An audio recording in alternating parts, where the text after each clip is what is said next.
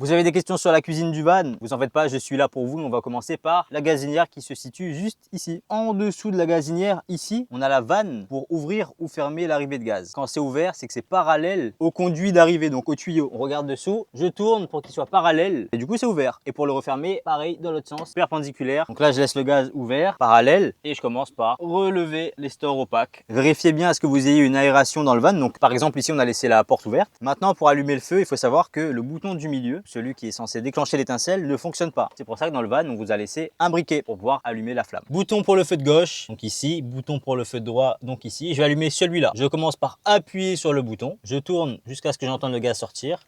Et voilà. Mais attention, je relâche pas tout de suite quand il y a la flamme. J'attends 5-10 secondes pour être sûr que la flamme reste et je relâche ensuite. Mon feu est ici. C'est magnifique. Je veux éteindre mon feu maintenant. Je tourne à droite. C'est éteint. J'oublie pas de retourner en dessous pour verrouiller la valve d'arrivée de gaz. Et si vous trouvez pas le magnifique briquet, il se situe juste ici au niveau du tiroir à couvert. J'ai rangé mon briquet. La vanne de coupure de gaz est bien fermée, donc perpendiculaire. Je rabats les stores opaques et c'est terminé.